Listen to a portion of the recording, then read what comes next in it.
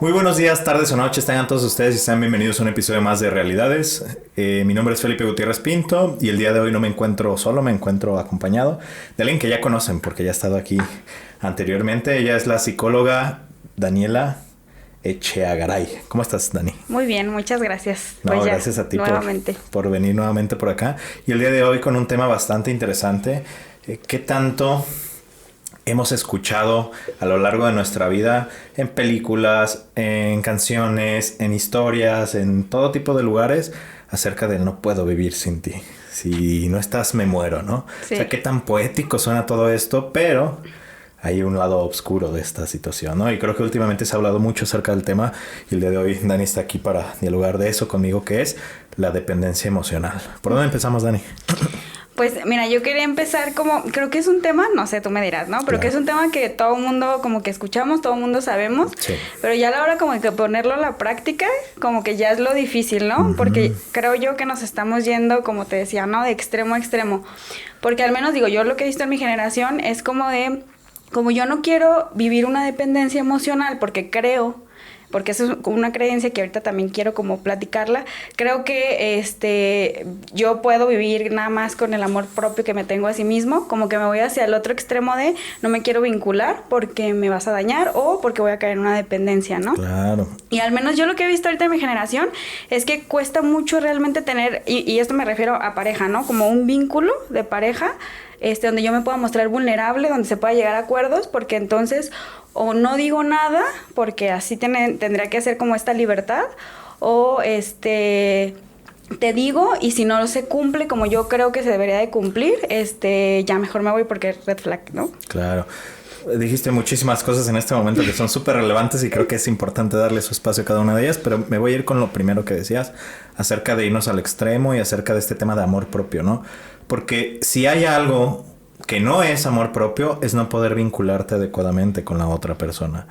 Se tiene malentendida esta parte, ¿no? Creo que ahorita entramos en un momento en la sociedad que tal vez es más un egocentrismo intenso, más que un tema de amor propio, porque una persona que tiene amor propio, y les voy a spoilear tal vez un poco el tema, no tendría una situación de dependencia emocional para empezar, ¿no? O no estaría en riesgo de sufrir una situación de dependencia o codependencia emocional. Entonces eso es algo que tenemos que tomar en cuenta para este y para muchos otros temas, ¿no?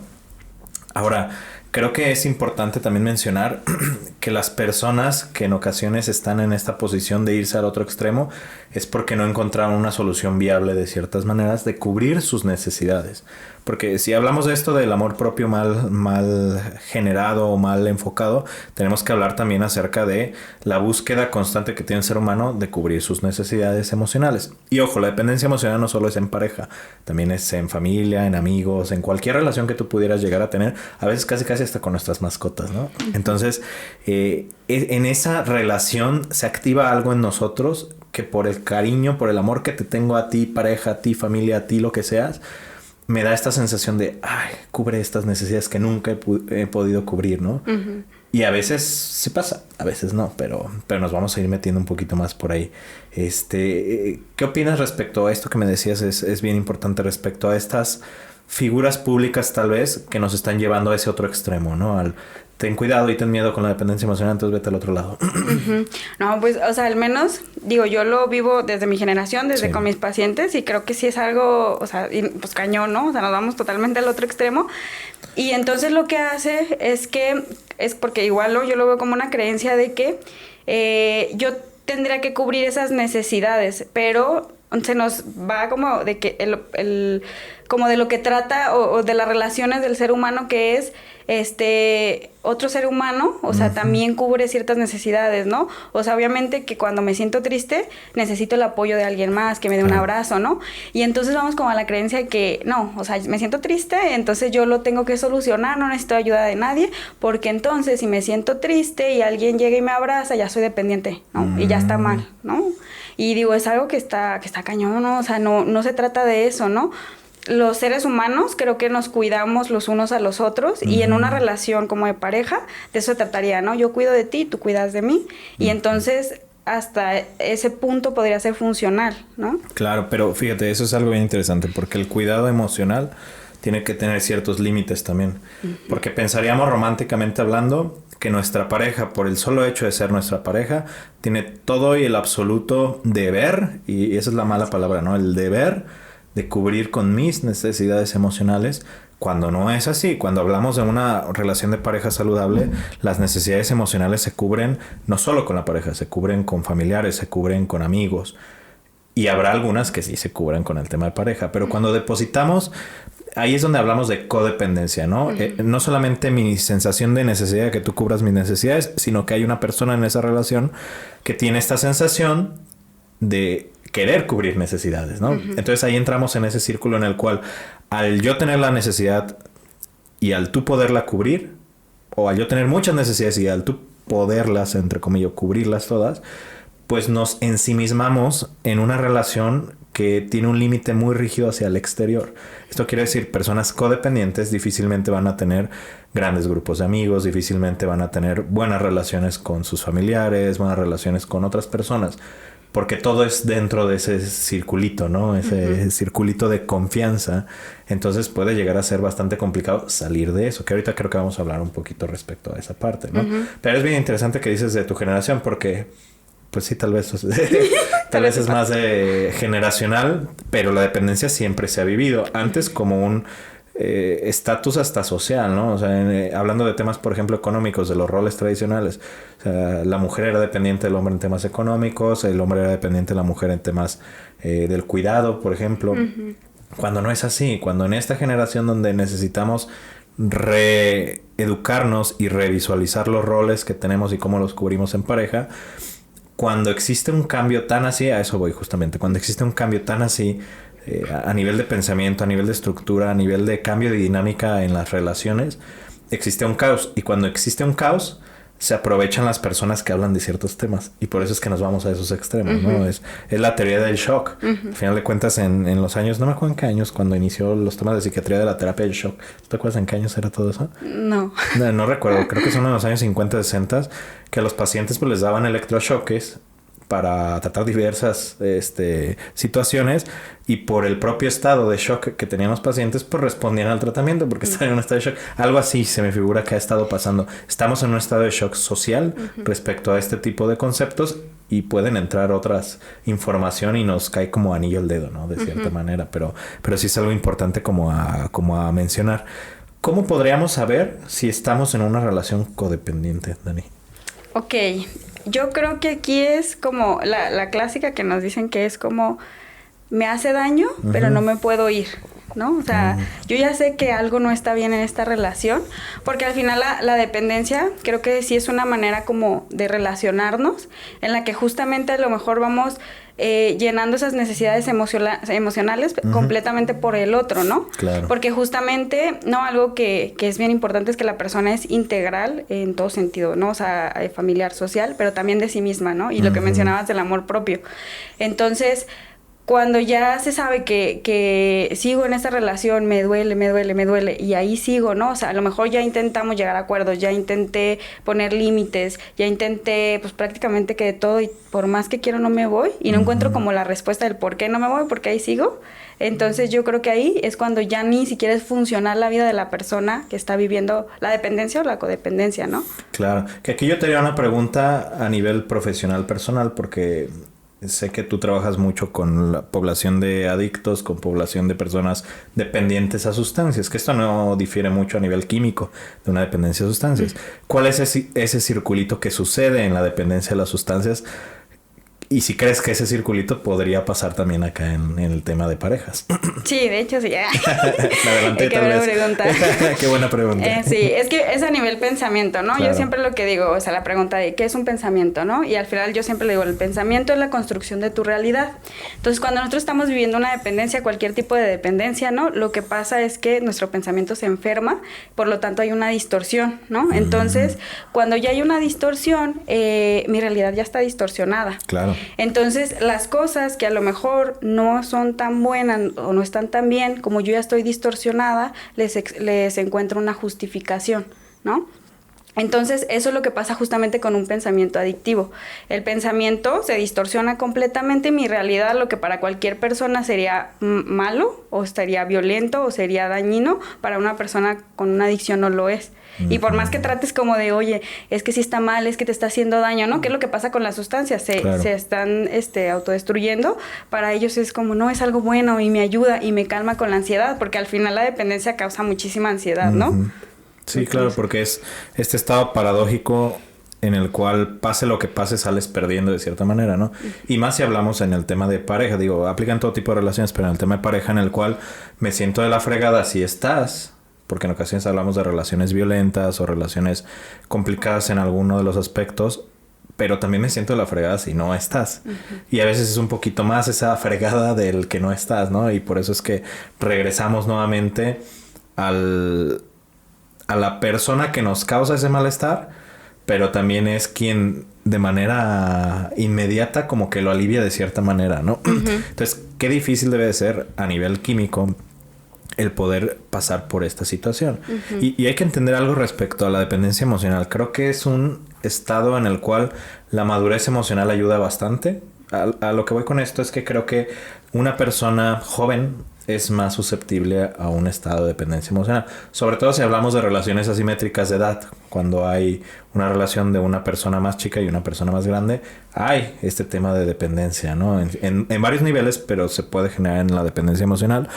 Entonces, la maduración emocional nos lleva, cuando vamos por buen camino, cuando van a terapia, nos lleva al autoconocimiento, y el autoconocimiento nos lleva a la autoestima y al amor propio, ¿no? Que son temas que ya hemos hablado aquí. Y eso nos lleva a entender que no es que necesite de ti. O sea, me gusta que me des esto, me gusta que me des aquello, me gusta que me proporciones soluciones que resuelvas, ¿no? Pero no es que lo necesites. Muy diferente el que yo quiera que hagas algo al que necesite que hagas algo. Y ahí desde la estructura de cómo hablamos en nuestras relaciones de pareja, creo que podemos trabajar algo, ¿no? El hecho de decir, es que yo necesito que hagas esto, necesito que tú hables para tal cosa, es que necesito que organices esto. No, es que no lo necesito, yo lo puedo hacer y genuinamente yo lo puedo hacer. Y entender eso. Pero quiero que lo hagas, ¿sabes? Y ahí entran las solicitudes. Hay un montón de temas detrás de lo de pareja en ese sentido, ¿no? Pero así. Pero fíjate, luego esta parte de como justamente como el pensamiento se enferma y entonces ya es como la necesidad, ¿no? O sea, porque ya estamos enfermos, o sea, más bien distorsionados, ¿no? Por no ponerle como estás enfermo, ¿no? Sino está distorsionado y a veces, o sea, no sé si tú lo has visto, pero cuando la persona está viviendo una dependencia, que para a lo mejor nosotros como terapeutas o para sus amigos o para la familia es como muy claro, ¿no? Muy que evidente. Sí te está haciendo daño, para la persona no lo es, por lo mismo que está viviendo, o sea, que está distorsionado esta parte, ¿no? Y solo a lo mejor la persona cuenta como me siento muy triste, ¿no? Incluso yo he visto, o sea, que es como tan paralizante estos pensamientos como, por ejemplo, me voy a quedar solo para siempre, ¿no? Claro, el miedo a estar solo es algo que se presenta sí o sí en este tipo de situaciones, ¿no? Pero el miedo a la soledad es bien paradójico, porque no podrías tener un miedo a la soledad si inicialmente no tuviste una relación de pareja en la que encuentras esa conexión, ese amor. O sea, viene un tema hasta bien romántico en el miedo a la soledad, ¿no? Es lo que les decía al principio de las canciones. Pónganse a analizar muchas de las canciones románticas, del género que sea, pero habla de esto, ¿no? La necesidad de la otra persona, pero las consecuencias que tiene que no esté. Como puede ser, yo me muero sin ti, o sea, esa frasecita, yo no sé qué haría, todo este tipo de cosas, ¿no? Entonces, al final de cuentas, es importante como entender por ese lado. Ahorita que mencionabas esto, ¿cuáles crees, aparte de las que ya hemos mencionado y ahorita las recapitulamos, pero cuáles crees que son de las consecuencias visibles y no visibles de una relación codependiente? ¿Qué sucede? Aparte de lo evidente, porque hay cosas evidentes, también las puedes mencionar, pero ¿qué sucede en todos los aspectos de una persona codependiente?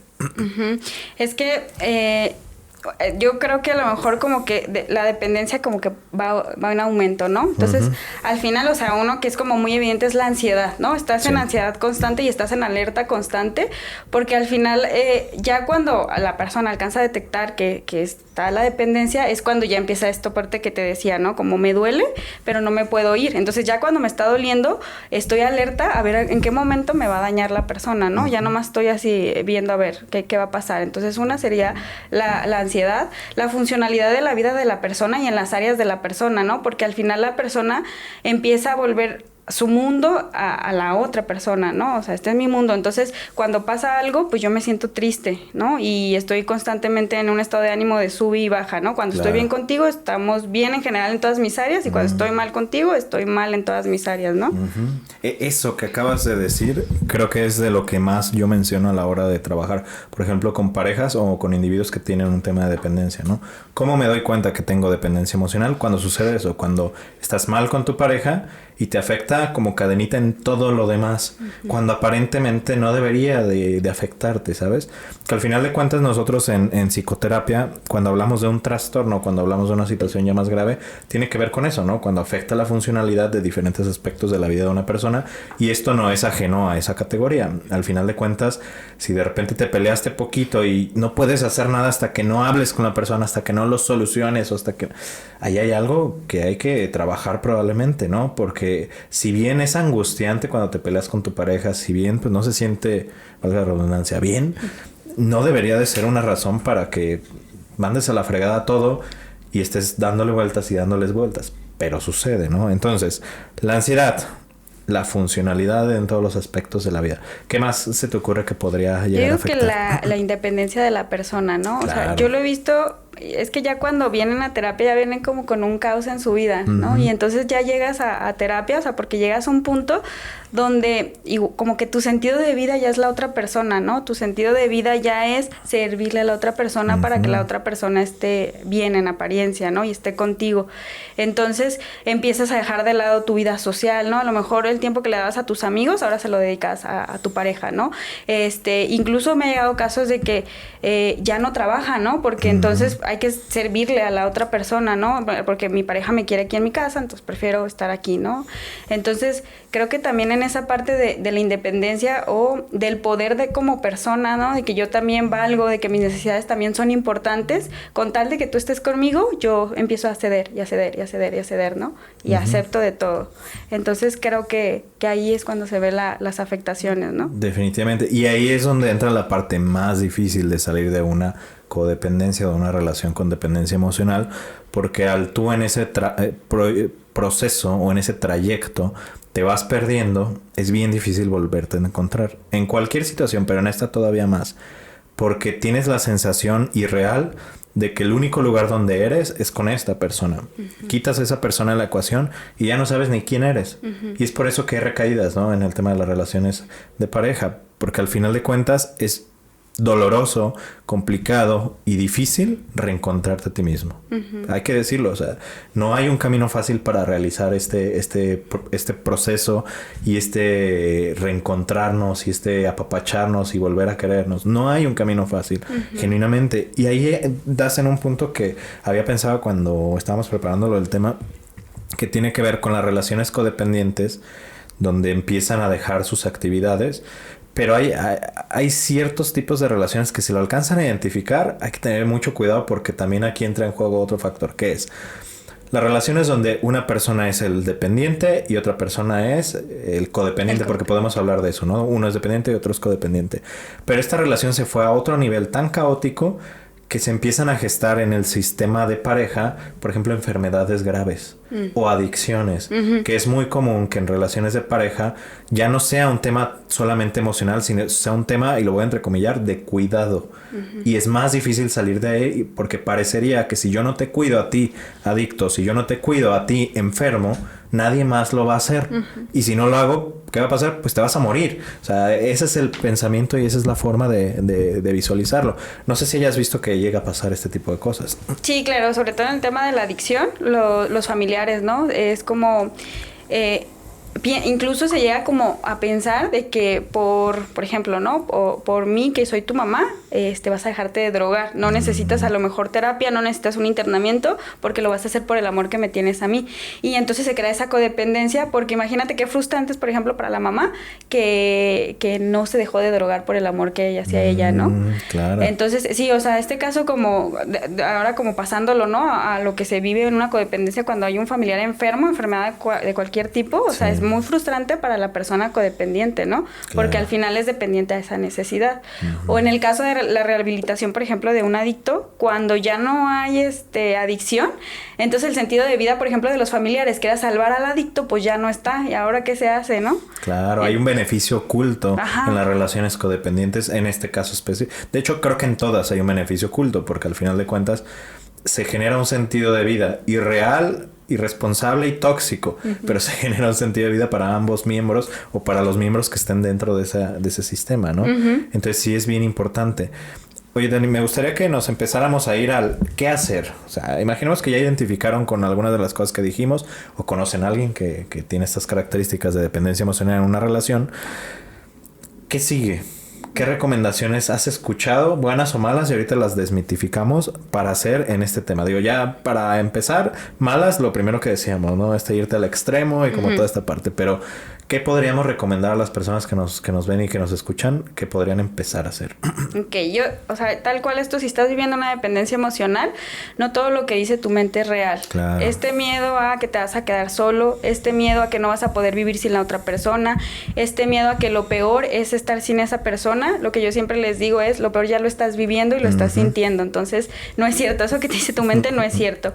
Entonces, ahí la recomendación es, si no estás yendo a terapia, que la mejor recomendación es ir a terapia, llevar un acompañamiento, trata de identificar como ese pensamiento que no es real, ¿no? O sea, trata de buscar la evidencia de que es real lo que estás pensando, ¿no? Porque la ansiedad es ese monstruito que nos empieza como a carcomer y a decir que pues te vas a morir sin esa persona, ¿no? Y más cuando tu sentido de vida, ¿no? O sea, cuando ya nos fuimos al extremo y prácticamente alejamos a la familia, alejamos a los amigos, a lo mejor nos dejamos hasta sin trabajo, ¿no? Y nos quedamos solamente a lo mejor viviendo para esa persona. No es cierto, o sea, tú tienes todo el poder, todas las habilidades, todo el conocimiento para salir adelante por ti solo, ¿no? O sea, no te hace falta nada porque todo lo tienes en ti. Claro. ¿No? Entonces creo que la primera recomendación es eso, tratar de diferenciar el pensamiento de la ansiedad y lo real, ¿no? Claro, y tú tienes todo en ti, eso es bien cierto. Pero en ocasiones la vida, las circunstancias, nuestro contexto no nos permite sacar todo de nosotros mismos. Y eso es bien importante porque puede llegar a ser frustrante, ¿no? Sí. Entonces ahí es donde entramos nosotros como terapeutas y ahí es donde pueden marcar el número que vamos a dejar aquí. Porque nosotros justamente lo que hacemos en los procesos terapéuticos es sacar de esa mochila de herramientas que llevas en la vida las herramientas necesarias para este momento. Y eso es cierto. Genuinamente yo siempre le digo a mis consultantes y a mis pacientes que no es que yo les vaya a generar una nueva herramienta. Es complicado generar nuevas herramientas, es la realidad. Lo que funciona más es voltear hacia atrás y observar esa mochilita literal, sacar lo que necesitamos y utilizarlo, ¿no? Entonces va por ahí en ese sentido. Una pregunta que tal vez muchas de las personas que escuchan este tema o se vinieron a este capítulo para saber si esto sirve o no sirve, si es recomendable o no recomendable, y me gustaría saber qué opinas tú. Contacto cero. Yo creo que es muy recomendable en una dependencia, o sea, prácticamente que es como en una adicción, ¿no? En la adicción es contacto cero. O sea, el contacto cero a la droga, ¿no?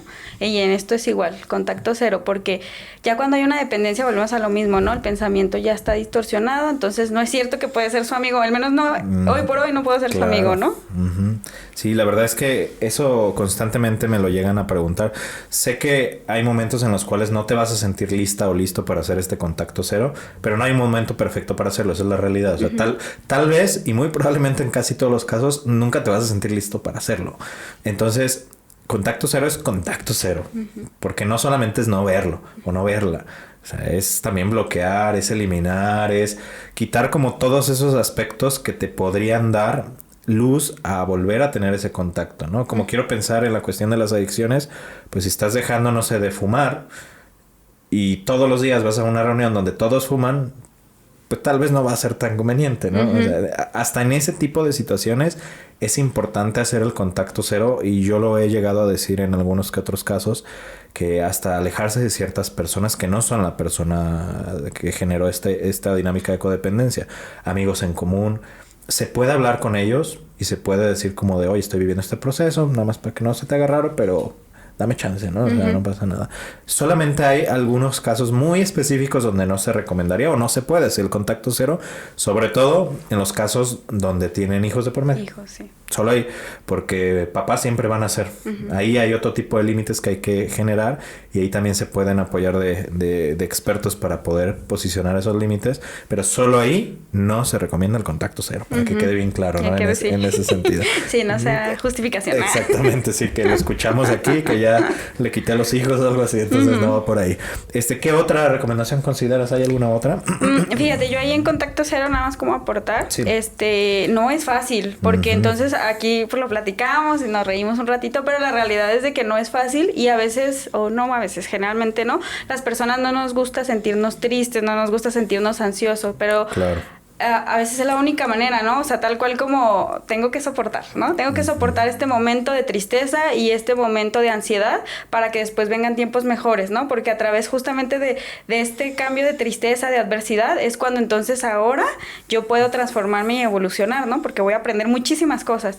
Entonces, por ejemplo, para las personas que nos escuchan y que piensen que va a ser un ratito, ¿no? O sea, y es un proceso que cada uno pues va a vivir a su tiempo, ¿no? O sea, no hay un límite de que a los 6 meses al año, ¿no? O sea, tú lo vas a ir viviendo y poco a poco te vas a sentir mejor, pero al menos hoy por hoy si lo estás viviendo, pues toca soportar y qué mejor que hacerlo de la mano pues de un acompañamiento psicológico. Ajá. Claro, definitivamente. Y sí, pónganlo como... imagínense esta situación. Ustedes ahorita que están en una relación codependencia, si nos estás escuchando y te lo mandaron para que te caiga la pedrada, imagínense que están en un camino, ¿no? Es un camino que de repente más adelante se va a bifurcar en 2 caminos diferentes. En los 2 caminos va a estar bien complicado. Es la realidad. Va a ser difícil. En los 2 caminos vas a ver exactamente las mismas piedras, espinas, como lo quieras ver. Pero uno de ellos te va a regresar. Y el otro te va a sacar. Y eventualmente ya no va a haber todas esas piedras. De verdad, eventualmente no las va a ver. Entonces, pues ahora sí la pregunta es, pues, ¿cuál camino es el que quieres? Y te lo juro que hay personas que haciendo esta analogía y se les pregunta, deciden el camino que los vuelve a regresar. Porque hay algo tranquilizador en lo que ya conocemos. Así sea muy malo, ¿no? Pero bueno, yo les dejo la reflexión a ver, pues, cuál les gusta de este camino. Después de eso, ¿no? Perfecto. ¿Alguna otra, Dani?